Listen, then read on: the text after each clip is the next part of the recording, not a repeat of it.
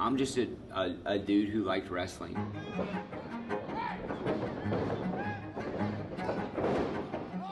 I'm not paying my bills with money made from doing wrestling shows.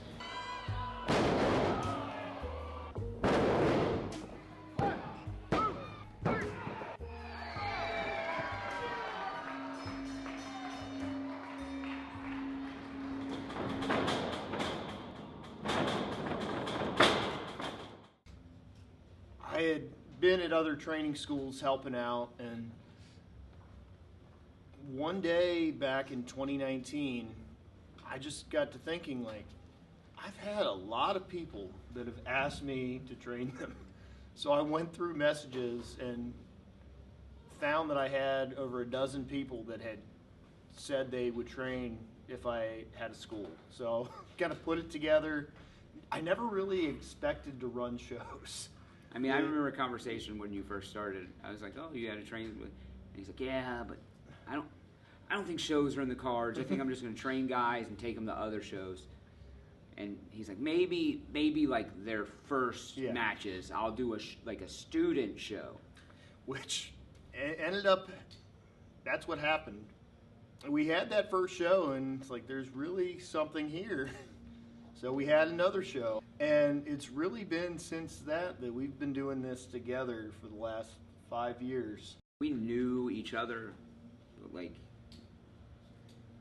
we were friendly, and so when Tim started running shows, he was like, you know, he said his goal wasn't to run shows, but then he ran a show, then ran another one, and said, you know, I think we're catching on to something. And I told him right then, I said, any help you need, I got you.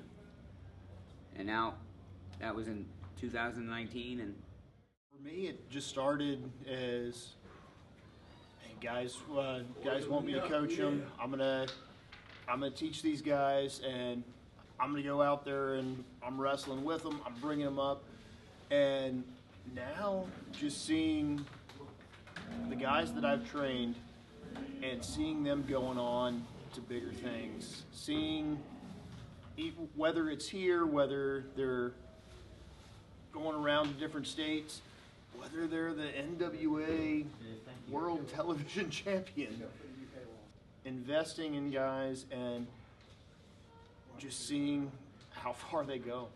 And not only just for their own personal, but seeing them interacting with the crowd. My mom was like, hey, I found a wrestling team. And I said, huh? So she takes me, first thing I do is walk in the room, and I'm ready to leave. There's no ropes. There's no turnbuckles.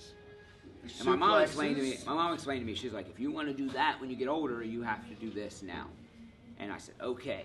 So from the time I was 4 throughout high school, I was a reckless teenager.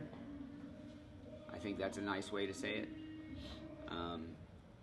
It was just me and my mom growing up, so she kind of worked multiple jobs, and I was kind of left to my own devices. And about 16, I had decided, like, man, I'm tired of wrestling. I'm not gonna do this in college. Like, what am I doing it for?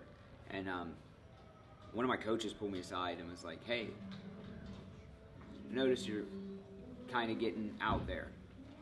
Why don't you come help me coach the youth wrestling program that's starting? So I was like, okay, whatever. And like, he was right. Like, as soon as I started coaching these kids with him, I was like, oh yeah, this youth, like, I've been doing this so long that I forget that this used to be fun. The biggest thing that I can think of, like, we'll have conversations all the time about where we're going with stories and where we're going with matches, and the line that we always come back to is the storytelling would be so much easier without the wrestlers. Right. The wrestling business would be so much easier without the wrestlers. So you come up with an idea, and everything's working, everything's moving forward, and then somebody gets hurt. But it's like, okay, well, so we had this plan, but now we can't do that. Let's switch it to this. We plan it. I used to be very much A, B, C, D, E, F, G, and that's how it has to be. I have a phrase that Mike likes to repeat that comes out of my mouth a lot, and we'll have a plan, and somebody will come up, and that plan changes, and I just like, damn, that's crazy. In the most monotone way, it's like at this point, I've just learned that it happens. And the biggest struggle, though, is I think this will probably be the first. Like, burnout is very real. Screw that, and screw you, Sarge. I hate you. You have done nothing but use me for 26 years. Now I make sure I have fun. So that's a big thing here. The schedule that we used to have was I would train guys on Tuesdays. I would train guys on Thursdays. We'd be setting up on Fridays. We'd be having shows on Saturdays. We'd be bringing the ring back on Sundays. I learned from my past of if something goes wrong and I treat it like the end of the world, it's not affecting anybody but me. We live in a city where at one point there were 13 wrestling companies in an hour drive. A lot of places around us that have started out the gate really hot, trying to do really, really big things. And I've lost count of how many of them started out hot and then aren't around now. You'd kill your brain trying to focus on what now it's this company's cool, good luck, have at it, man. There's enough pie for everybody. It's weird to say, but moving forward, APW, there's about 7 potential shows. And most of them are reaching out to us. We're not even reaching out to them. Yeah, we had a conversation at the beginning of the year, like, here's the business plan for this year. And we've kind of just stuck to that business plan, and it's worked for us. Mm-hmm. Things are opening, doors are opening. We're working with other companies. We have an international business agreement right now. If you'd have told me that at the beginning of the year, I'd have been like, yeah, okay. But I mean, it's a real thing. A lot of people start doing, promoting wrestling shows, putting a wrestling company together. And I think a lot of them forget that, like, this started as something you liked. Like, and because of that, they're real negative sometimes towards wrestling. But any fandom has, like you always hear people say, like, nobody hates Star Wars more than Star Wars fans. And it's like, yeah, because Star Wars fans are who's watching it. So, like, they're going, don't let negative online make you think that everything's like that.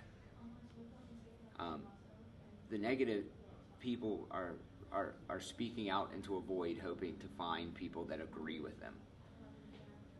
And I started promoting shows, and I started putting shows together, getting people that I knew liked wrestling, and like that's the only difference between us. Like, I'm gonna tell you right now, the only difference between you and your favorite wrestler is the fact that your favorite wrestler took the steps to follow what they wanted to do. And like, I work with a wrestling convention, Squared Circle Expo, cheap plug. Ed, you owe me. And the thing with that is, you see these people, and they come in, and they see their favorite wrestler sitting across, and they're just like, oh, I don't know what to say. I don't know what to do. Just go talk to him. That's the biggest thing I want to stress with this stuff, is like any fandom. I'm not saying, follow them home, hide out in the garbage can. I'm not saying that. I'm just saying they're just people, man. They're just people that decided to follow their dream. Like, you can do the same thing.